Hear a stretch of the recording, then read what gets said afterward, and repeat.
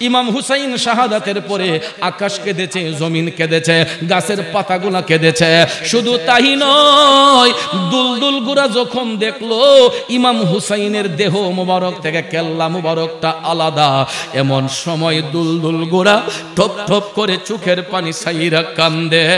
ইমাম হুসাইনের দেহ মুবারক থেকে রক্ত মুবারক কপালের মধ্যে লাগাইয়া ওই দুলদুল ঘোড়া তাবুর দিকে যখন যাইতে লাগলো, আমর বিন সাদ নির্দেশ দিল তাড়াতাড়ি হুসাইনের ঘোড়াটাকে আটকাও। যখন তারা ইমাম হুসাইনের ঘোড়াকে আটকাইতে গেল, এই দুলদুল ঘোড়া তার দাঁত দিয়া তার পা দিয়া এমন ভাবে আক্রমণ শুরু করে দিল, 17 জন এজিদের সৈন্যরে কতল কইরা দুলদুল ঘোড়া তাবুর কাছে যাইয়া কান্না শুরু করছে। ইমাম হুসাইন যেই ঘোড়াতে গেছিলেন, এই ঘোড়াটাও ইমাম হুসাইনের পক্ষে জিহাদ করেছে, যুদ্ধ করেছে। ঘোড়া তার পাও দিয়া দাঁত দিয়া কামড়াইয়া 17 জন এজিদের চেলারে, 17টা এজিদের চেলারে কতল কইরা দুলদুল ঘোড়া হুসাইনের রক্ত নিয়া যখন কারবালার প্রান্তরে তাবুর অভ্যন্তরে গেল, গিয়া যখন ঘোড়া কান্নাকাটি শুরু করলো, ইমাম হুসাইনের কলিজার টুকরা বোন জাইনাব রাদিয়াল্লাহু তাআলা আনহা তিনি বের হয়ে আসলেন। আয়েশা দেখেন ঘোড়ার কপালের মধ্যে রক্ত মুবারক, ঘোড়ার পিঠটা খালি। জাইনাব একটা চিৎকার মেরে বললেন, আল্লাহ আল্লাহ বলে ডাকটা দেওয়ার সঙ্গে সঙ্গে তাবুর ভিতরে একটা সরগোল শুরু হয়ে গেছে। সবার মধ্যে একটা আতঙ্ক। জাইনাবের কান্নার শব্দ শুইনা ইমাম জাইনুল আবেদিন দৌড় দিয়ে আসলো ফুফির কাছে। আয়েশা দেখতেছে ঘোড়ার পিঠটা খালি। জাইনুল আবেদিন ডাক দিয়া কই, ফুফি আম্মা গো। জাইনাব ডাক দিয়া বলতেছে, জাইনুল আবেদিন তুমি তো, তোমার বাবা তো তোমাকে আমার কাছে আমানতে রাখছে, তুমি তাবু থেকে বের হইও না, এই জালেমের দলেরা না হয় তোমাকেও ছাড়বে না, তুমি তাবুর ভিতরেই থাকো, সকিনাকে দেখে রাখো, তোমার আম্মার পাশে থাকো। দরদ মাখা কণ্ঠে জবানটা ছেড়ে একটু মহব্বতের সুরে আল্লাহ রাব্বুল আলামিনের জিকিরে মশগুল হয়ে যায়। একটা জবানও বন্ধ রাখবেন না, জবানটা ছেড়ে দিয়া সবাই আমার সাথে সাথে একটু জিকির করুন। ইল্লাল্লাহু ইল্লাল্লাহ ইল্লাল্লাহু ইল্লাল্লাহ ইল্লাল্লাহু ইল্লাল্লাহ ইল্লাল্লাহু ইল্লাল্লাহ ইল্লাল্লাহু ইল্লাল্লাহ ইল্লাল্লাহু ইল্লাল্লাহ লা ইলাহা ইল্লাল্লাহ লা ইলাহা ইল্লাল্লাহ লা ইলাহা ইল্লাল্লাহ লা ইলাহা ইল্লাল্লাহ হাসবি রাব্বি জাল্লাল্লাহ মা ফি কলবি গায়রুল্লাহ হাসবি রাব্বি ما في قلبي غير الله نور محمد صلى الله لا إله إلا الله إلا الله إلا الله إلا الله إلا الله إلا الله إلا الله إلا الله إلا الله لا إله إلا الله لا إله إلا इल्लल्लाह पढ़िए ला इलाहा इल्लल्लाह ला इलाहा कौन मकामे है अल्लाह दोनों जहां में है अल्लाह कौन मकामे है अल्लाह दोनों जहां में है अल्लाह जिस्मों में जामे है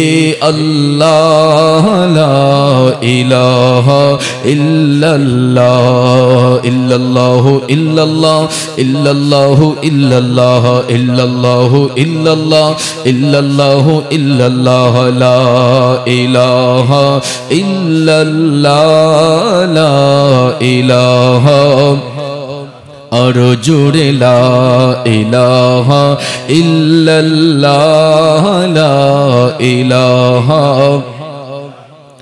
ला इलाहा ইল্লাল্লাহু মুহাম্মাদুর রাসূলুল্লাহ সাল্লাল্লাহু আলাইহি ওয়াসাল্লাম। একটা জবানও বন্ধ রাখবেন না, জবান খুলে উচ্চস্বরে বলুন আল্লাহু আকবার। আর একটু মায়ার সুরে বলি ইয়া রাসূলুল্লাহ। বিসমিল্লাহির রহমানির রহিম।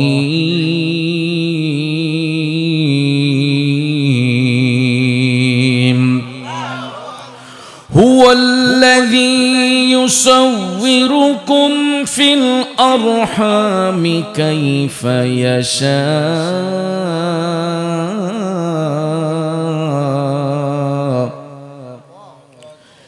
لا إله إلا هو العزيز الحكيم.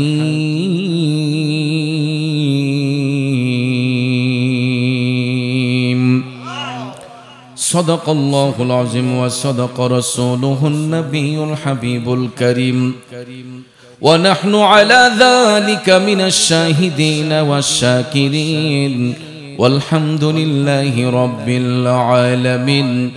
ربي صل وسلم وبارك عليهم.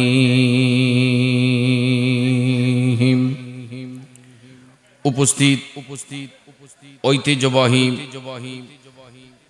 ব্রাহ্মণহাটা নারই উত্তরপাড়া মুরাদিয়া খানকা শরীফের উদ্যোগে খানকা শরীফ সংলগ্ন তৃতীয় বার্ষিক সোহাদে কারবালার স্মরণে আজিমুশান সুন্নি মহা সম্মেলন 2025 ইংরেজি সনে আজকের সম্মানিত সভাপতি ব্রাহ্মণহাটা উত্তরপাড়া গ্রাম সভাপতি, সাবেক গ্রাম সভাপতি, আমাদের সকলের প্রিয় মানুষ মোহাম্মদ তাজুল ইসলাম সর্দার সাহেব, সহসভাপতি ডাক্তার মোহাম্মদ আলমগীর মুন্সি সাহেব, এতক্ষণ যিনি আলোচনা করেছেন আপনাদের এলাকার কৃতি সন্তান রূপসদি খোদাইবাড়ি ফাজিল মাদ্রাসার স্বনামধন্য আরবি প্রভাষক, সুন্নিয়তের বলিষ্ঠ কণ্ঠস্বর মুজাহিদ আহলে সুন্নাত হযরতুল আল্লাম মাওলানা মুফতি মুআজ্জম হুসাইন হানাফি সাহিব মাদ্দাজিল্লাহুল আলিয়া আলোচনা করেছেন দেশবিখ্যাত উলামায়ে কেরাম। আজকের সম্মানিত প্রধান অতিথি তরুণ সমাজসেবক, বিশিষ্ট ব্যবসায়ী আমার ভাই এম এ রাহিম ভুইয়া সাহেব, আজকের বিশেষ অতিথি মোহাম্মদ আব্বাস মোল্লা সাহেব, বিশেষ করে মাহফিলের প্রধান মেহমান মোহাম্মদ আবু হানিফ মেম্বার সাহেব, মোহাম্মদ কালুমিয়া সাহেব, রফিকুল ইসলাম সাহেব ও মোহাম্মদ কামরুল ইসলাম সাহেব। মাহফিল পরিচালনায় যিনি রয়েছেন আমার স্নেহের হযরত মাওলানা ইসহাক মুরাদি হানাফি সাহেব সহ মঞ্চে উপস্থিত আমার শ্রদ্ধেয় মুরব্বিয়ানে কেরাম, যুবক ভাইয়েরা, ছাত্র ভাইয়েরা, পর্দানিশীন মা বোনেরা, সকলের প্রতি আবারও সালাম। আসসালামু আলাইকুম ওয়া রাহমাতুল্লাহি ওয়া বারাকাতুহু। রব্বুল ইজ্জতের আলিশান দরবারে লাখো কোটি শুকর গুজার করার পর প্রিয় নবী সরকারে দু আলম নূরে মুজাসসাম মুহাম্মদুর রাসূলুল্লাহ সাল্লাল্লাহু তাআলা আলাইহি ওয়াসাল্লামের শানে নাতে মুস্তাফা দুরুদে মুস্তাফা সাল্লাল্লাহু আলাইহি ওয়াসাল্লাম পরিবেশন করে আপনাদের খেদমতে মহাগ্রন্থ আল কোরআনুল কারীমের সূরা আল ইমরান থেকে 6 নম্বর আয়াতে পাক তেলাওয়াত করেছি। রাত গভীর, সময় সংক্ষেপ, খুব অল্প সময়ে আয়াতে পাকের মূল অর্থ, অল্প কিছু কথা বলে মিলাদ শরীফ হবে, জিকিরের তালিম হবে, পরিশেষে মোনাজাতের মাধ্যমে আপনাদের জন্য তাবারুকের ব্যবস্থা করা হয়েছে। আমরা তাবারুক গ্রহণ করে আপন আপন বাড়িতে যাব। আল্লাহ পাক যেন শেষ মোনাজাত পর্যন্ত আমাদের সকলকে ধৈর্যের সহিত বসার সুযোগ দান করেন। আমরা সকলে বলি আমিন। বাবাজির আমার, মাহে মুহররম শুরু থেকে নিয়ে এই পর্যন্ত প্রতিটা রাত প্রতিটা মাহফিলে সোহাদে কারবালার আলোচনা হয়ে আসছে, ইতিমধ্যে আলোচনা শুনেছেন। আমি গত রাতেও কারবালার শানে আলোচনা করেছি আপনাদের পার্শ্ববর্তী নোয়াগাঁওয়ে। তো কারবালা সম্পর্কে মোটামুটি একটা ধারণা আমরা রাখতে পেরেছি। সেই বিদায় আমি সেই প্রসঙ্গে না গিয়ে একটু ব্যতিক্রমী কথা বলতে চাচ্ছি, যে সকল সৃষ্টির মালিককে, আমার আপনার স্রষ্টাকে, তো সেই মহান আল্লাহ পৃথিবীতে যত জাতি সৃষ্টি করেছেন, একমাত্র মানুষ জাতি ছাড়া অন্য যত প্রাণী আল্লাহ তাআলা সৃষ্টি করেছেন, সমস্ত প্রাণীর আকার, আকৃতি, নমুনা, সুরত একই ধরনের। সুবহানাল্লাহ বলেন। যেমন একটা মুরুগ যদি আপনি দেখেন, হাজার হাজার মুরুগের ধরন কিন্তু একই রকম, ওজনে হয়তো কম বেশি হয়, কিন্তু কালারে ডিফারেন্স হতে পারে। আপনারা বলুন, সুরতের মধ্যে কোনো পরিবর্তন আছে? একটা গরু দেখেন, হাজার হাজার গরুর সুরত একই রকম, কালার ডিফারেন্স হয়, ওজনে কম বেশি হয়, কিন্তু সুরতের মধ্যে কোনো পরিবর্তন আছে? একটা মহিষ দেখেন, হাজার হাজার মহিষ একই ধরনের, কালারে ডিফারেন্স হয়, ওজনে কম বেশি হয়, কিন্তু সুরতের মধ্যে কোনো পরিবর্তন আছে? সব প্রাণীর সুরত একই রকম, ওজনে কম বেশি হয়, কিন্তু সুরতের কোনো পরিবর্তন। একমাত্র একটা জাতি আল্লাহ পৃথিবীতে সৃষ্টি করেছেন, যেটা হলো আদম সন্তান, মানুষ জাতি। যদিও আমরা হাত আছে, পা আছে, চোখ আছে, নাক আছে, কান আছে, অল বডি কমপ্লিট, ওজনেও কম বেশি আছে, কিন্তু আমাদের সুরতের মধ্যে পরিবর্তন। অন্য সকল প্রাণীর আকার, আকৃতি, নমুনা একই ধরনের, কিন্তু আদম সুরতে ভিন্ন। যেমন এখানে আমরা যারা বসছি, একটু তাকায়া দেখেন তো, আপনার যেমন নাক আছে আমারও আছে, আপনার যেমন কপাল আছে আমারও আছে, আপনার যেমন থুতি আছে আমারও আছে, আপনার হাত আছে আমারও আছে, অল বডি কমপ্লিট আছে, কিন্তু বলুন কারো রূপের সাথে কারো রূপের কোনো মিল আছে? যুবক ভাইয়েরা আমার, লম্বা চোনা কথা বলে আপনাদের মনোযোগ নষ্ট করব না, একটু মনোযোগ দিয়ে কথাগুলো শ্রবণ করবেন। আল্লাহ রাব্বুল আলামিন যে আমাদেরকে সূরাতে ভিন্ন রূপে সৃষ্টি করেছেন, এই সম্পর্কে আল্লাহ তাআলা সূরা আল ইমরানের 6 নম্বর আয়াতে পাকে স্পষ্ট করে বলে দিয়েছেন। কারণ বাবাজিরা আমার, পৃথিবীর সমস্ত প্রাণীর আকার, আকৃতি, নমুনা একই ধরনের হয়, কিন্তু আদম শুরুতে ভিন্ন। কারণ চিন্তা করে দেখেন, আমি মুরাদ চৌধুরীকে আল্লাহ তাআলা যেই রূপ দিয়ে বানিয়েছেন, সারাটা পৃথিবী ঘুরে দেখেন এই রূপের আরেকটা মুরাদ চৌধুরী খুঁজে পাবেন না। আমার ভাই মুয়াজ্জিম হোসেন হানাফি সাহেবকে আল্লাহ তাআলা যেই রূপে বানিয়েছেন, সারাটা পৃথিবী ঘুরে দেখেন এই রূপের আরেকটা মুয়াজ্জিম হোসেন হানাফি খুঁজে পাবেন না। আমার সভাপতি সাহেবের দিকে তাকায়া দেখেন, আল্লাহ তাআলা ব্যক্তিটারে যেই সুরত দিয়া বানিয়েছেন, সারাটা পৃথিবী ঘুরে দেখেন এই সুরতের আরেকটা লোক পাবেন না। শুধু আমি কেন, সাইফি কেন, সভাপতি সাহেব কেন, প্রত্যেকটা মানুষের দিকে তাকায়া দেখেন, যারে আমার আল্লাহ যেই সুরতে বানিয়েছেন, পৃথিবীতে এই সুরতের আর কোনো হুবহু একটা মানুষ আল্লাহ তৈয়ার করে নাই। এই জন্য কবি বলেছেন, কোরআন হাদিস খুইলা দেখো আদম তো সামান্য নয়, কোরআন হাদিস খুইলা দেখো আদম তো সামান্য নয়। আদম দিয়া কুদরতুল্লাহ এই ভবেতে প্রকাশ হয়, কোরআন হাদিস খুইলা দেখো ভাই আদম তো সামান্য নয়। খারাপ লাগতেছে বাবাজিরা, আল্লাহ রাব্বুল আলামিন সূরা আল ইমরানের 6 নম্বর আয়াতে পাকের মধ্যে ঘোষণা দিয়ে বলতেছেন, বিসমিল্লাহির রহমানির রহিম,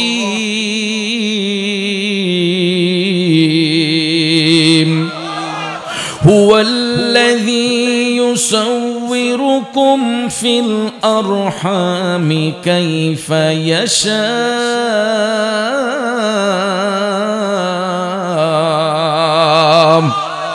আল্লাহ তাআলা বলেন, তিনি সেই মহান সত্তা যিনি মাতৃগর্ভে বান্দাদের আকৃতি গঠন করে দিয়েছেন, তিনি মায়ের জরায়ুর মধ্যে তোমাদের আকৃতি গঠন করে দিয়েছেন। আল্লাহ তাআলা ঘোষণা করেন তিনি সেই মহান আল্লাহ যিনি আপন ইচ্ছে অনুযায়ী মায়ের গর্ভে সন্তানের আকৃতি গঠন করেছেন। বন্ধুরে, তিনি কেমন মালিক দেখেন, মা বাবার বৈধ মেলামেশার মাধ্যমে একটা মায়ের গর্ভে আল্লাহ তাআলা যখন সন্তানরে পাঠাইয়া দেয়, 2.5 থেকে 3 মাস যাওয়ার সঙ্গে সঙ্গে মায়ের পেটের মধ্যেই সন্তানের রূহ আমার আল্লাহ দান করে দেয়। এরপরে 4 মাস 5 মাস পার হয়ে যাবার পরে আস্তে আস্তে ওই সন্তানটা মায়ের রক্ত মাংস খাইয়া মায়ের পেটের মধ্যে থাকা অবস্থায় সন্তানের হাত হইয়া যায়, পাও হইয়া যায়, নাক হইয়া যায়, মুখ হইয়া যায়, অল বডি কমপ্লিট হইয়া যায়। দুনিয়ার আলো বাতাস দেখার আগেই মায়ের গর্ভে থাকার মধ্যেই সন্তানের আকৃতি আমার আল্লাহ গঠন করে দেয়। একটু ভাইবা দেখেন, যেই মায়ের গর্ভে সন্তানটা 10 মাস 10 দিন থাকলো, 10 মাস 10 দিন পার হওয়ার পরে সন্তানটা দুনিয়ার আলো বাতাস দেখলো, যেই মায়ের পেট থেকে সন্তান ভূমিষ্ঠ হলো, অথচ ওই মায়ের রূপের সঙ্গে সন্তানের চেহারার কোনো মিল নাই। যেই বাবার মাধ্যমে আল্লাহ তাআলা মায়ের গর্ভে সন্তান দিলেন, ওই বাবার চেহারার সঙ্গে সন্তানের কোনো মিল নাই। কথা বলেন ঠিক না বেঠে? এই জন্য কবি বলেছেন, ও গো এলাহি কি সুন্দর দেহ বানাইয়া এই ভবে দিলা পাঠাইয়া, তাই তো আমরা করতেছি বড়াই। কথা কোন ঠিক কিনা আমার ভাইয়েরা বন্ধুরা? আল্লাহ রাব্বুল আলামিন মায়ের ভবে আমাদেরকে পাঠানোর ফলেও দেখেন আমরা মায়ের গর্ভ থেকে ভূমিষ্ঠ হলাম, অথচ মায়ের রূপের সঙ্গে আমাদের রূপের কোনো মিল নাই। অথচ দেখেন পৃথিবীতে বিজ্ঞানীরা গবেষণা কইরা এরা মানুষের আকৃতি দিয়া রোবট বানানো শুরু করছে। আপনারা চিন্তা করে দেখেন, একটা রোবট যদি কিনতে হয় কত লক্ষ লক্ষ টাকা পকেট থেকে গুনতে হয়। একটা মানুষের তৈরিকৃত রোবট যদি কিনতে হয় 15 লক্ষ 20 লক্ষ 30 লক্ষ টাকার প্রয়োজন হয়। অথচ দেখেন ওই রোবটটা তার নিজ শক্তি দিয়ে হাঁটতে পারে না, দেখতে যদিও অবিকল মানুষের মতো বানিয়ে ফেলে, হাত দেয়, পাও দেয়, চোখ দেয়, সব কিছু দেয়। অথচ ভাইয়ার আমার, পৃথিবীর কোনো বিজ্ঞানী ওই রোবটের ভিতরে মানুষের আকৃতি দিয়া বানাইলেও এটার ভিতরে কি জীবন দেওয়ার শক্তি কারো আছে? আপনারা বলেন আছে? জীবন দেওয়ার শক্তি পৃথিবীর কোন বিজ্ঞানীর নাই। তাইলে বলুন জীবন দেওয়ার মালিক একমাত্র কে? এই জন্য কবি বলেছেন, তুমি রাখো কিবা মাহারো এই দয়া করো, থাকিতে যেন তোমায় না ভুলিও, থাকিতে যেন তোমায় না ভুলি। নারই গ্রামের বাবাজিরা, বিজ্ঞানীরা রোবট বানাইতে গিয়া, একটা রোবট বানাতে গেলে তার কতদিন সময়ের প্রয়োজন হয়, কতগুলা মেডিসিনের প্রয়োজন হয়। রোবটটাকে হাঁটাইতে গেলে কতগুলা বৈদ্যুতিক তার রোবটের ভিতরে ফিটিং করতে হয়। এরপরে ভাইয়ারা আমার, চার্জের মাধ্যমে, ব্যাটারির মাধ্যমে ওই রোবটের মধ্যে চার্জ দিয়া এটাকে আরেকজনের মাধ্যমে রোবট চালাইতে হয়। কথা কোন ঠিক না বেঠে? অথচ দেখেন আল্লাহর সৃষ্টি মানুষ, আল্লাহর সৃষ্টি মানুষ জন্মগ্রহণ করার পরে আমার আল্লাহ ওই বাচ্চাটাকে হাত নাড়াইবার শক্তি দিছে, পাও নাড়াইবার শক্তি দিছে, চোখ নাড়াইবার শক্তি দিছে।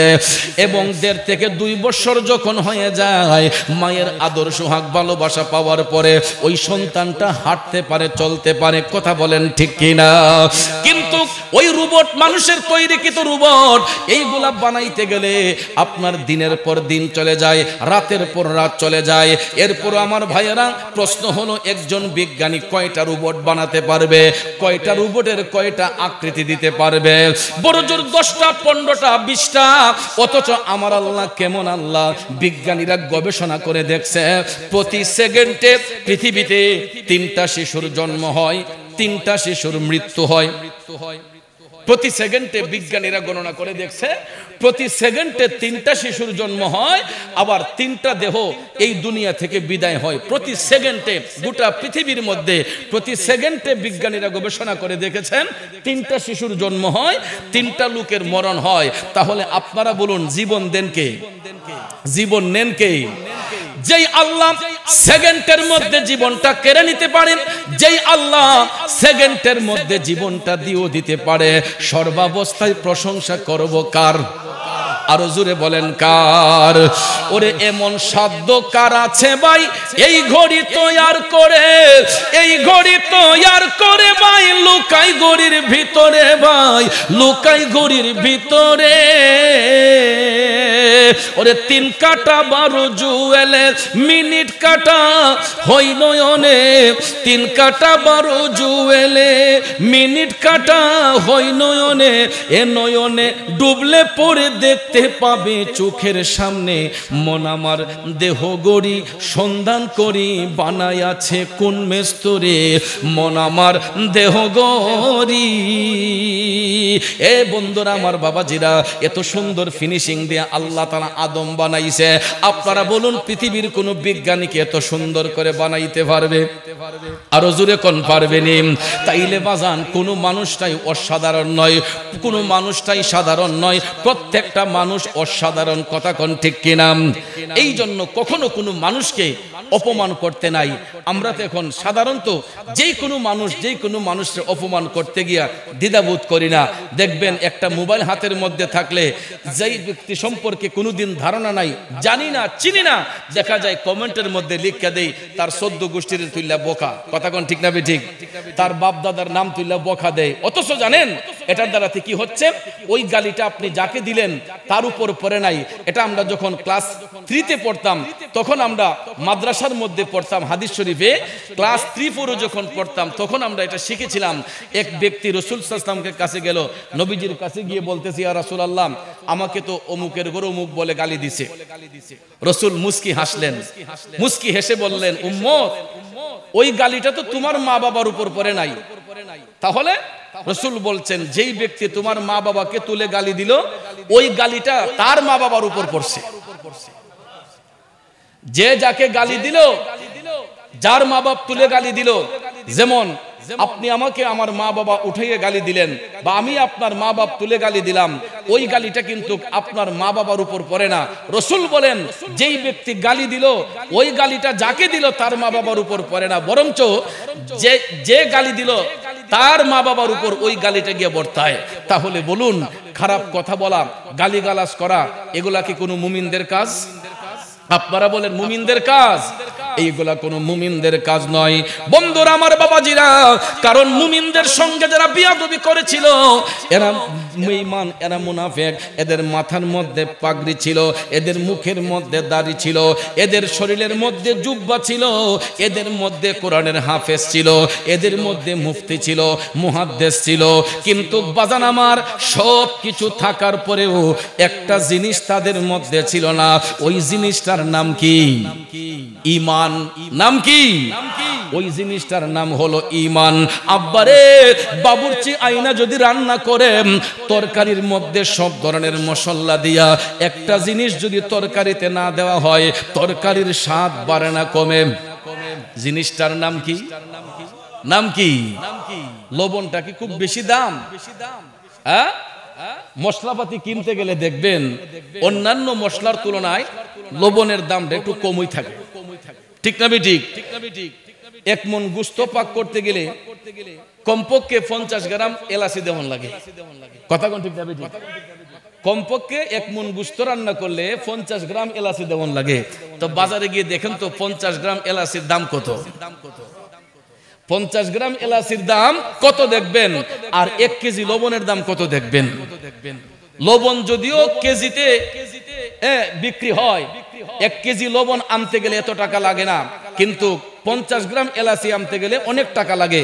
কিন্তু এই দামি এলাচি তরকারিতে দেওয়ার পরেও দারচিনি দিলেন, লং দিলেন, সব ধরনের পেঁয়াজ, রসুন, আদা, মশলাপাতি দেওয়ার পরেও লবণটা যদিও দামে একটু কম হয়, এটার মূল্য কম না বেশি? দাম যদিও কম হয়, এটার গুণগত মান বেশি না কম? কারণ এই জিনিসটা না দিলে যত রঙের তরকারি রান্না করেন, চাইনিজ সবজি বলেন, রোস্ট কুরমা পোলাও বলেন, কোন তরকারির মধ্যে স্বাদ বাড়বে? আপনারা বলেন বাড়বে? এই জন্য কবি বলেছেন, আলিম হইয়া রিয়াকারি মন রে ওয়াজ করে পরের বাড়ি, লবণ ছাড়া তরকারি কোনো মূল্য নাই। হাইরে লবণ ছাড়া তরকারি কোনো মূল্য নাই। প্রেমের বাজারে দেখি মানুষ নাহি পায়, ভবের বাজারে মানুষ সীমা শঙ্কা নাই। প্রেমের বাজারে দেখি মানুষ নাহি পায়। আব্বা ইমানের পক্ষে সব সময় লোক থাকবে কম, বাতিলের পক্ষে লোক থাকবে বেশি, ঠিক কিনা গন? ইসলাম কায়েম হওয়ার পর থেকে, ইসলাম কায়েম হওয়ার পর থেকে এ যাবৎ পর্যন্ত যতটা যুদ্ধ সংগঠিত হয়েছে, প্রত্যেকটা যুদ্ধের ময়দানে বাতিলের সংখ্যা ছিল বেশি, মুমিনদের সংখ্যা ছিল কম। এখন প্রশ্ন হলো, মুমিনদের সংখ্যা কম হলেও জয় কি মুমিনের হবে না বাতিলের হবে? মুমিনের হবে নাকি বাতিলের হবে? কারবালার ময়দানে 22,000 ইজিদের সৈন্য ছিল। ইমাম হুসাইনের পক্ষে মাত্র 72 জন ছিলেন। আপনারা বলুন 72 জন লোক বেশি নাকি 22,000 লোক বেশি? কোথায় 22,000 আর কোথায় মাত্র 72 জন? চিন্তার বিষয় না? কোথায় 22,000 আর কোথায় 72 জন? 22,000 লোকে যদি 72 জন লোকরে যদি অ্যাটাক করে, এদের দেহের মধ্যে হাড্ডি মাংস থাকার কথা। আপনারা বলেন কথা। কিন্তু আমার আব্বাজিরা, এ যুবক বন্ধুরা, নবীর পক্ষে যদিও সংখ্যায় কম ছিল, নবীর পক্ষে হুসাইনের পক্ষে যদিও 72 জন সদস্য ছিল, কাফেরের পক্ষে ইয়াজিদের পক্ষে 22,000-এরও বেশি ছিল, তা সত্ত্বেও আমার আল্লাহ জয়দান করেছেন ইমাম হুসাইনকে। কথা কোন ঠিক কিনা? কেমন জয়দান করলেন? আমার মদিনার কামলিওয়ালা নবী বলেন, আল হাসান ওয়াল হুসাইন সাইয়্যিদা শাবাবি আহলিল জান্নাহ। আমার হাসান হুসাইন হলো জান্নাতি যুবকদের সর্দার। জোরে কন্যা সুবহানাল্লাহ। নাকি ইয়াজিদের কথা বলছেন? ইবনে জিয়াদের কথা বলা হয়েছে, শিমারের কথা বলা হয়েছে। রাসূল বলছেন, আল হাসান ওয়াল হুসাইন সাইয়্যিদা শাবাবি আহলিল জান্নাহ। আমার নাতি হাসান হুসাইন হবে জান্নাতি যুবকদের সর্দার। কেন? এরা রিসালাতের আদর্শ প্রতিষ্ঠা করতে গিয়া হুসাইন কারবালায় শহীদ হয়েছেন। ঈমানি জজবা নিয়া হুসাইন কারবালার ময়দানে শহীদ হয়েছেন। এই জন্য ভাইয়ার আমার, দাড়ি টুপি জুব্বা কুর্তা আসকন দিয়া কোনো লাভ নাই। কারণ দাড়ি টুপি জুব্বা কুর্তা এইগুলা হইছে আমল, আর আমার নবী হইছে ঈমান। কথা কোন ঠিক কিনা? নামাজ পাইলাম নবীর কারণে, রোজা পাইলাম নবীর কারণে, হজ পাইলাম নবীর কারণে, সুন্নত পাইলাম নবীর কারণে, ঢিলা কলব পাইলাম নবীর কারণে, সব কিছু পাইলাম নবীর কারণে। ওই নবীর আদেশ যদি না মানি, নামাজ পড়া কোনো লাভ আসেনি। এজিদের গোষ্ঠীরা নামাজ পড়তে পড়তে কপালে কালো দাগ পড়ে গেছিল। এজিদের গোষ্ঠীর মধ্যে কোরআনের হাফেজ ছিল, মুফতি ছিল, মুহাদ্দিস ছিল, বড় বড় আলেম ছিল। তা সত্ত্বেও আপনারা বলেন এজিদের গোষ্ঠী জান্নাতি না জাহান্নামী? এদেরকে যদি কেউ জান্নাতি বলে, এরা জান্নাতি না জাহান্নামী? এদেরকে যারা জান্নাতি বলে, এরাও জাহান্নামী। কথা কোন ঠিক না বেঠিক? বর্তমানে কিছু কিছু দাড়িওয়ালা, টুপিওয়ালা, জুব্বাওয়ালা, কুর্তাওয়ালা আছে, এরা এজিদের নামে এরকম কথা বললে, এজিদরে ফাসেক বললে এদের কলিজার মধ্যে গিয়ে আঘাত লাগে। আছে না নাই? কিন্তু মায়ের আমার, বন্ধুর আমার, আশেক কই প্রেমিক কয়, পলকে জীবন দিয়ে দেব যদি নবী তুমি চাও, পলকে জীবন দিয়ে দেব যদি নবী তুমি চাও, কলিজা টুকরা করে দেব যদি নবী তুমি চাও। গোয়ারি জি আমার এই জীবনে একবার দেখা দাও, হাবিবি ইয়া রাসূলুল্লাহ, হাবিবি ইয়া হাবিবাল্লাহ, হাবিবি ইয়া রাসূলুল্লাহ, হাবিবি ইয়া। পলকে জীবন দিয়ে দেব যদি নবী তুমি চাও, কলিজা টুকরা করে দেব যদি নবী তুমি চাও। ও গোয়ারি জিয়া আমার এই জীবনে একবার দেখা দাও, হাবিবি ইয়া রাসূলুল্লাহ, হাবিবি ইয়া হাবিবাল্লাহ, হাবিবি ইয়া রাসূলুল্লাহ, হাবিবি ইয়া হাবিবাল্লাহ। একটা জবানও বন্ধ রাখবেন না, চিৎকার মেরে বলি ইয়া রাসূলুল্লাহ। আমার যুবক বন্ধুরা, ইমাম হুসাইন টাকা পয়সার জন্য শহীদ হন নাই, ইমাম হুসাইন অর্থ করে পাহাড় গড়ার জন্য শহীদ হন নাই। হুসাইন শাহাদাত বরণ করেছেন একমাত্র রিসালতের আদর্শকে প্রতিষ্ঠা করার জন্য। আর হুসাইন শহীদ হবেন না কেন?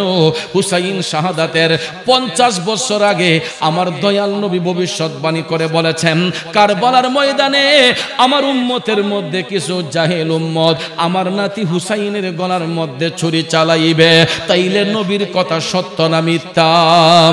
হে হুসাইন নবীজির আওলাদ সালাম জানাই মোরা তোমায়, হে হুসাইন নবীজির আওলাদ সালাম জানাই মোরা তোমায়।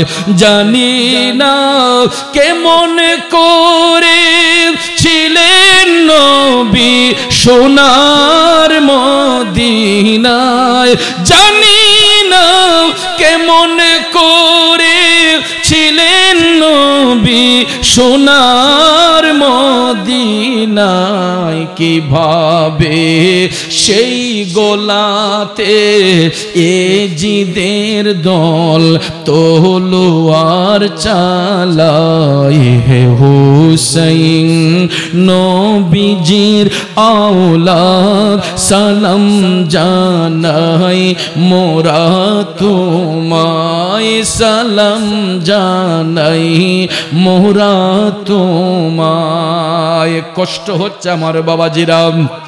ইমাম হুসাইন রাদিয়াল্লাহু তাআলা আনহু কারবালার ময়দানে যেই দিন শহীদ হবেন, 121টা তীরের আঘাত যখন হুসাইনের দেহ মোবারকের মধ্যে লাগছে, তিনি যখন কারবালার ময়দানে পড়ে গেলেন পবিত্র আশুরার দিনে।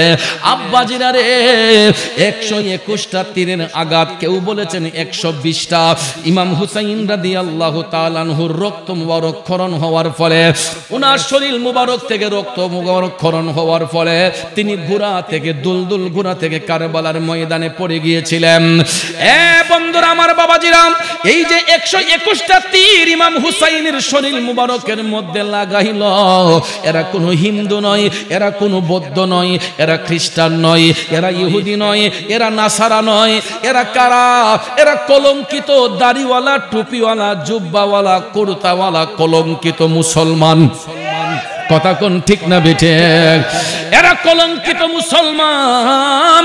ইমাম হুসাইন তিনি যখন 121টা তীরের আঘাত নিয়ে কারবালার ময়দানে যখন তিনি ঘোড়া থেকে পড়ে গেলেন, এমন সময় আসমান থেকে টাটকা রক্তের ফোঁটাগুলা বৃষ্টির মতো জমিনের মধ্যে বর্ষণ হচ্ছে। সবুজ গাছের পাতাগুলা লালাকার ধারণ কইরা গাছের পাতা থেকে টাটকা রক্তগুলা কারবালার ময়দানে টপ টপ করে পড়তেছে।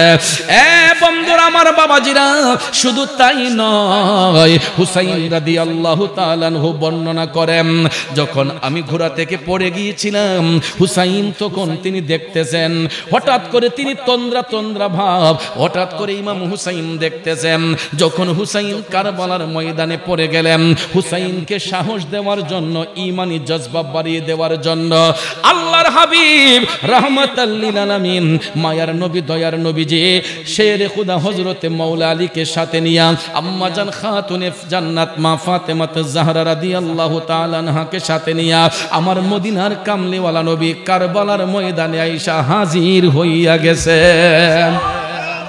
বন্ধুরে, দয়াল নবীজি আমার রূহানি দৃষ্টি দিয়া আমার মায়ার নবীজি রূহানি ভাবে জবান মোবারক দিয়া ডেকে বলতেছেন, হুসাইন লা তাহজান, চিন্তার কোনো কারণ নাই, আমরা তোমাকে নিতে এসেছি, আমরা তোমাকে নিতে এসেছি।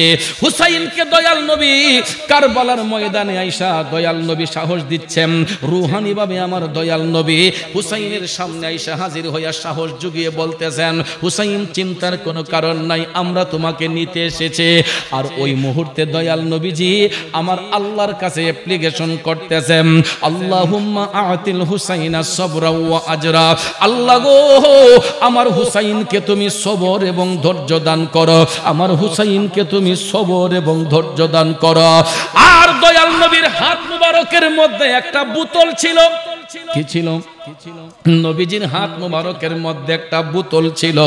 আমার দয়াল নবীজি ইমাম হুসাইন রাদিয়াল্লাহু তাআলা আনহু, অর্থাৎ নবীজি কলিজার টুকরা নাতি হুসাইনের জামা মুবারক থেকে রক্ত মুবারক গুলা চিপে চিপে বোতলের মধ্যে ভরতেছে। আবার মদিনার কামলিওয়ালা নবী ইমাম হুসাইনের জামা মুবারকে রক্ত মুবারক গুলা চিপে চিপে বোতলের মধ্যে ভরতেছে।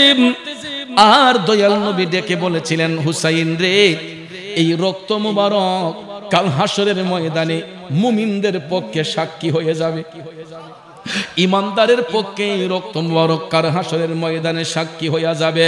এই কথা বলার সঙ্গে সঙ্গে ইসলামের চিরশত্রু মুসলমান নামের নরপিশাচ মুসলমান, এই পাপিষ্ঠ সীমার ওই মুহূর্তে আইসা ইমাম হুসাইনের বুক মুবারকের মধ্যে বসে গেছে। নাউজুবিল্লাহ, কি বলবেন না? যে গলায় চুমু খেতেন আল্লাহর হাবিব নবীজি মুস্তাফা, যে গলায় চুমু খেতেন আল্লাহর হাবিব নবীজি মুস্তাফা, কিভাবে সীমারের দোল সেই গোলাতে তলোয়ার চালায়, হে হুসাইন নবীজির আওলাদ সালাম জানাই, মোরা তোমায় সালাম জানাই, মোরা তোমায়। বন্ধুরা আমার, বাবাজিরা, 121টা তীরের আঘাত নিয়ে হুসাইন কারবালার ময়দানে এমন সময় নরপিশাচ সীমার ইমাম হুসাইনের বুকের মধ্যে বসে গেছে। সীমার যখন বুক মোবারকে বসলো, ইমাম হুসাইন রক্তমাখা শরীর মোবারক নিয়ে ডেকে বলতেছেন, হে পাপিষ্ঠ সীমার, আমার নানা জান রাহমাতাল লিল আলামিন 50 বছর আগেই বলেছিলেন যে কারবালার ময়দানে হুসাইনের বুকের মধ্যে একটা হিংস্র জানোয়ার বসবে, মানুষরূপী একটা হিংস্র জানোয়ার বসবে। তাইলে আমার নানা জানের কথা মোতাবেক এই হিংস্র জানোয়ার, মানুষরূপী জানোয়ার তুই সীমার। এটা বলার সঙ্গে সঙ্গে সীমার হাতের মধ্যে তরবারি নিয়া ইমাম হুসাইনের গলা মুবারকের মধ্যে ছুরি দিয়া টান মারছে। হুসাইন তখন মুস্কি হাসি দিয়া বলতেছেন, আল্লাহু আকবার। চিন্তা করে দেখেন, 121টা তীরের আঘাত খাইয়াও ইমাম হুসাইন মুস্কি হেসে দিয়া পাপিষ্ঠ সীমারকে বলতেছেন, ওরে পাপিষ্ঠ, তুই যেখানে তরবারিটা দিয়া টান দিতেছস, কিয়ামত পর্যন্ত এখানে তরবারি দিয়া টান দিলে তোর তরবারি কোনো কাজ করবে না, কারণ তুই যেখানে ছুরিটা লাগাইছস এই জায়গার মধ্যে চুম্বন দিয়েছিলেন আমার নানা জান রাহমাতাল লিল আলামিন। কত আদর করতেন নবী ইমাম হাসানকে, কত আদর করতেন নবী ইমাম হোসেনকে, আদর করে চুমু খেতেন তাদের গলেতে, কত আদর করতেন নবী ইমাম হোসেনকে। ঠিক কিনা বলেন? সীমার যখন এই কথা শুনলো, সীমারও তখন বুঝতে পারলো আসলেই তো যেখানে নবীজি চুম্বন দিয়েছেন এখানে তো ছুরি কোনো কাজ করবে না। বন্ধুরা আমার, বাবাজিরা, তখন ওই পাপিষ্টের দলেরা আমর বিন সাদের নির্দেশে ইমাম হুসাইনকে বল্লম দিয়া ঘাইয়াইতে শুরু করছে। আব্বারে চিন্তা করেন এরা কেমন নবীর উম্মত, এরা কেমন মুসলমান যারা নবীর আওলাদকে এক কাটিয়াতে ঘাইয়াইতে ঘাইয়াইতে শরীরটাকে জাজরা করে দিয়েছে। প্রায় 34টা বল্লমের আঘাত। কয়টা? 34টা বল্লমের আঘাত ছিল ইমাম হুসাইনের দেহ মুবারকের মধ্যে। 40টা তরবারির আঘাত ছিল হুসাইনের দেহ মুবারকের মধ্যে। 121টা তীরের আঘাত, 34টা বল্লমের আঘাত, 40টা তরবারির আঘাত ইমাম হুসাইনের শরীর মুবারকের মধ্যে। এমন সময় দেখা যায় আসমান কান্দে, জমিন কান্দে। ঠিক ওই মুহূর্তে জুমার আজান হয়ে গেল। জুমার আজান যখন হয়ে গেল, আজানের ধ্বনি হুসাইন শুনলেন, আল্লাহু আকবার, আল্লাহু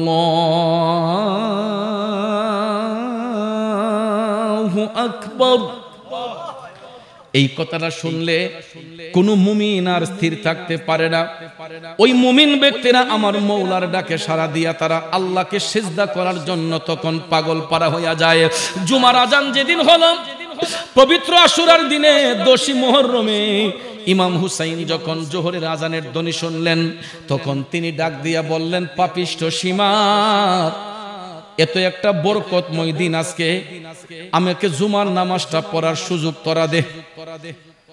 আমি নামাজটা পড়ে নেই, জুমার নামাজটা পড়ার সুযোগ দে। ইবনে জিয়াদ এবং পাপিষ্ঠ সীমার কয়, হুসাইন, তোমার দেহ থেকে কেল্লা আলাদা করে আমরা গিয়া নামাজ পড়ব। আরো জোরে কোন না, নাউজুবিল্লাহ। হেরাও নামাজি, হুসাইনও নামাজি, তাইলে নামাজির মধ্যে পার্থক্য আসেনি? বেঈমান মুনাফিক মার্কা নামাজি এখন পর্যন্ত আছে না নাই? দেখবেন নামাজ পড়তে পড়তে ইহানো কালা দাগ একটা, ইহানো একটা, ইহানো একটা, একদম রিকশার মতো লাগে। ঠিক না ঠিক? রিকশার 3 চাক্কার মতো আছে না বাজান। অথচ দেখবেন সুদের ব্যবসা বন্ধ নাই, ঘুষের ব্যবসা বন্ধ নাই, চিটারি বাটপারি বন্ধ নাই, টেন্ডারবাজি বন্ধ নাই, চাঁদাবাজি বন্ধ নাই। কথা কোন ঠিক না ঠিক? আবার পকেটের মাঝে টুপি আছে, মুখের মাঝে দাড়ি আছে, এরপরও দেখবেন এরা চিটারি বাটপারি বন্ধ করে না। কথা কোন ঠিক না ঠিক? তাহলে এজিদের গোষ্ঠীরা এরা তখনও নামাজ পড়ছিল, এখনো নামাজ পড়তেছে, কিন্তু নামাজ পড়লে কি হবে? এরা নামাজ পড়াও মুনাফিকি ছাড়ে না। কথা কোন ঠিক না ঠিক? এই জন্য বাজান আমার কবি বলেছেন, নামাজ পড়ো রে গহিনে ডুবিয়া নামাজ পড়ো, পঞ্চয়াত্মা মুক্তা দিয়া জ্ঞানী মান সাজাইও রে গহিনে ডুবিয়া নামাজ পড়ো। এই পাক পাঞ্জাতনের প্রেম যার অন্তরের মধ্যে নাই, তার নামাজ দিয়া লাভ কি, রোজা দিয়া লাভ কি? আহলে বায়াতের মোহব্বত যার অন্তরের মধ্যে নাই, তার নামাজ দিয়া লাভ কি, রোজা দিয়া লাভ কি? তার নামাজ রোজা সব বিফলে যাবে, কারণ তার অন্তরে হুব্বে মোস্তফার প্রেম নাই, আহলে বায়াতের প্রেম নাই, পাক পাঞ্জাতনের প্রেম নাই। কথা কোন ঠিক না বেঠে? এই জন্য আব্বাজির আমার, নামাজ পড়ার আগে ঈমান আমলটাকে শুদ্ধ করতে হবে। নামাজ পড়ার আগে নামাজওয়ালাকে চিনতে হবে, যার মাধ্যমে নামাজ পাইলাম, যার মাধ্যমে রোজা পাইলাম, ওই নবীকে চিনতে হবে, ওই নবীর আওলাদকে চিনতে হবে। কথা কোন ঠিক না বেঠিক? হুসাইন ডাক দিয়া কয়, পাপিষ্টের দলেরা আমারে জুমার নামাজটা পড়ার সুযোগ দে। ওই সমস্ত সীমারের গোষ্ঠীরা কয়, হুসাইন, তোমার দেহ থেকে কেল্লা আলাদা করে আমরা গিয়া নামাজ পড়ব। এই কথা বলার সঙ্গে সঙ্গে ইমাম হুসাইন তিনি ভাবলেন এদের অন্তরে তো দয়া মায়া নাই। সঙ্গে সঙ্গে ইমাম হুসাইন বডিটার একটু ঘুরাইয়া তিনি কেবলামুখী হইয়া সিজদা অবনত হইলেন। সিজদা করবে একমাত্র কারে? জোরে কোন কারে? সিজদা হবে একমাত্র কার জন্য? পৃথিবীতে আল্লাহ ব্যতীত অন্য কোনো ব্যক্তিকে সিজদা করা যাবে। কিন্তু আমরা কিছু কিছু ব্যক্তি আছে আবেগে আমরা ইমোশন নিয়ে অনেক সময় গিয়ে দেখা যায় অনেক মাজার শরীফে অনেক পীর মুর্শিদকে আমরা চুম্বন দেওয়ার কথা ভেবে অনেকে গিয়ে সিজদার মতো করে ফেলে, যেটার দ্বারাতে সমাজে বিশৃঙ্খলা হয়, ফিতনার সৃষ্টি হয়। আমি আপনাদেরকে বিনয় করে বলবো, যদি এখন সোশ্যাল মিডিয়ার যুগ, তথ্য প্রযুক্তির যুগ, যে কোনো ভাবে এগুলা আপনার রেকর্ডিং হয়ে যেতে পারে। এইরকম ভাবে আপনি আপনার পীর মুর্শিদকে তাজিম করে চুম্বন দিচ্ছেন, কদম বুসি করছেন, কিন্তু আরেকজন এটা প্রচার করবে যে অমুকরে সেজদা মারছে, মাথা নুইয়া সেজদা মারছে, তখন এটার দ্বারা বিশৃঙ্খলা হয়, সমাজের মধ্যে ফিতনার সৃষ্টি হয়। সেই বিধায় বর্তমান সিচুয়েশনে আমরা এই সমস্ত কাজ থেকে একটু দূরে থাকবো। পীর মুর্শিদকে কদমবুসি করেন, হাত দিয়ে ছুঁয়ে কদমবুসি করে ফেলেন, কিন্তু অনেকে আবেগের বশীভূত হইয়া বেশি আবেগ উজাড় করতে গিয়া দেখা যায় যখন পায়ের মধ্যে চুম্বন দিতে যায়, এমন সময় নাক কপাল জমিনের মধ্যে লেগে যায়। যদিও ওই ব্যক্তি সিজদার উদ্দেশ্যে দিচ্ছে না, কিন্তু আরো 5 জনে এটা ফিতনার সৃষ্টি করে সমাজের মধ্যে একটা বড় ধরনের একটা বিশৃঙ্খলা তৈরি হয়ে যায়। কথা কোন ঠিক না বেঠিক? এই জন্য এই সমস্ত কাজ থেকে আমরা সব সময় দূরে থাকবো, কারণ সিজদা করবে একমাত্র কারে? আল্লাহ ব্যতীত আর কাউকে সিজদা করব, কিন্তু পীর মুর্শিদকে, মা বাবাকে, বড় ভাইকে আমরা কদমবুসি করব, পায়ে ধরে সালাম করব, এতে কোনো অসুবিধা নেই। কিন্তু সিজদা হবে নাক কপাল শুধুমাত্র হবে কার জন্য? আল্লাহ পাকের জন্য। এই জন্য ইমাম হুসাইন অশ্রুসিক্ত নয়নে, শরীর মুবারকে রক্ত মুবারক ঝরঝর করে পড়ছে, দেহের মধ্যে প্রাণ আছে। এরপরে ইমাম হুসাইন তিনি শরীরটাকে ঘুরিয়ে কেবলামুখী হয়ে নাক কপাল জমিনে লাগাইয়া যখন তিনি উপর হয়ে শুইলেন, এমন সময় পাপিষ্ঠ সীমার পিছনে যাইয়া তরবারি হাতের মধ্যে নিয়া ইমাম হুসাইন রাদিয়াল্লাহু তাআলা আনহুর গর্দান মুবারকের মধ্যে এমন একটা ছেদ মারছে রে, কারবালার ময়দানে ইমাম হুসাইনের বডি থেকে কেল্লা মুবারকটা আলাদা হইয়া গেছে। ইন্না লিল্লাহি ওয়া ইন্না ইলাইহি রাজিউন। বাবাজিরা আমার, বন্ধুরা আমার, আমরা যখন কোনো মানুষ শহীদ হয় বা অ্যাক্সিডেন্টে মারা যায় বা দুর্ঘটনায় মারা যায়, বর্তমান সময়ে আমরা টেলিফোনের মাধ্যমে খবরটা পৌঁছাই, ঠিক না বেঠিক? হুসাইন কারবালার ময়দানে শহীদ হইবেন, এই ভবিষ্যৎবাণী 50 বছর আগে আমার নবীজি বলে দিয়েছিলেন। নাইলে পৃথিবীবাসীরা জানবে কেমনে যে হুসাইন আশুরার দিনে শহীদ হয়েছেন? আমার রাসূল হুসাইন শহীদ হওয়ার 50 বছর আগে বলে দিয়েছিলেন, যেই দিন কারবালার ময়দানে হুসাইন শহীদ হবে, ওই দিন মহিলাদের কলস ভর্তি পানিগুলা রক্তে লাল হইয়া যাবে। মক্কা শরীফ, মদিনা শরীফের মধ্যে যারা অবস্থান করেছিল, পবিত্র আশুরার দিনে মহিলারা যখন কলস থেকে পানি ঢালতে গেল, তখন তারা দেখে কলসির পানিগুলা রক্তে লাল। মক্কাবাসীরা দেখলো পানিগুলা রক্তে লাল, মদিনাবাসীরা দেখতেছে পানিগুলা রক্তে লাল, গোটা পৃথিবী সেই দিন রক্তে লাল হইয়া গেছিল গো। এ বন্ধুরা আমার, বাবাজিরা, যখন মহিলারা দেখছে কলস ভর্তি পানিগুলা রক্তে লাল হইয়া গেছে, সবাই কান্না শুরু করে দিল রে। ইমাম হুসাইন আজকে আশুরার দিন, হয়তো ইমাম হুসাইন কারবালার ময়দানে শহীদ হইয়া গেছে। সত্যি সত্যি আমার ভাইয়েরা, ইমাম হুসাইন শাহাদাতের পরে আকাশ কেঁদেছে, জমিন কেঁদেছে, গাছের পাতাগুলা কেঁদেছে। শুধু তাই নয়, দুলদুল গুরা যখন দেখলো ইমাম হুসাইনের দেহ মুবারক থেকে কেল্লা মুবারকটা আলাদা, এমন সময় দুলদুল গুরা ঠপ ঠপ করে চোখের পানি ছাইরা কান্দে। ইমাম হুসাইনের দেহ মুবারক থেকে রক্ত মুবারক কপালের মধ্যে লাগাইয়া ওই দুলদুল ঘোড়া তাবুর দিকে যখন যাইতে লাগলো, আমর বিন সাদ নির্দেশ দিল, তাড়াতাড়ি হুসাইনের ঘোড়াটাকে আটকাও। যখন তারা ইমাম হুসাইনের ঘোড়াকে আটকাইতে গেল, এই দুলদুল ঘোড়া তার দাঁত দিয়া, তার পা দিয়া এমন ভাবে আক্রমণ শুরু করে দিল, 17 জন এজিদের সৈন্যরে কতল কইরা দুলদুল ঘোড়া তাবুর কাছে যাইয়া কান্না শুরু করছে। ইমাম হুসাইন যেই ঘোড়াতে গেছিলেন, এই ঘোড়াটাও ইমাম হুসাইনের পক্ষে জিহাদ করেছে, যুদ্ধ করেছে। ঘোড়া তার পাও দিয়া, দাঁত দিয়া কামড়াইয়া 17 জন এজিদের চেলারে, 17টা এজিদের চেলারে কতল কইরা দুলদুল ঘোড়া হুসাইনের রক্ত নিয়া যখন কারবালার প্রান্তরে তাবুর অভ্যন্তরে গেল, গিয়া যখন ঘোড়া কান্নাকাটি শুরু করলো, ইমাম হুসাইনের কলিজার টুকরা বোন জাইনাব রাদিয়াল্লাহু তাআলা আনহা তিনি বের হয়ে আসলেন। আয়েশা দেখেন ঘোড়ার কপালের মধ্যে রক্ত মুবারক, ঘোড়ার পিঠটা খালি, জাইনাব একটা চিৎকার মেরে বললেন, আল্লাহ আল্লাহ বলে ডাকটা দেওয়ার সঙ্গে সঙ্গে তাবুর ভিতরে একটা শোরগোল শুরু হয়ে গেছে। সবার মধ্যে একটা আতঙ্ক। জাইনাবের কান্নার শব্দ শুইনা ইমাম জাইনুল আবেদিন দৌড় দিয়ে আসলো ফুফির কাছে। আয়েশা দেখতেছে বুড়ার পিঠটা খালি। জাইনুল আবেদিন ডাক দিয়া কই, ফুফি আম্মা গো।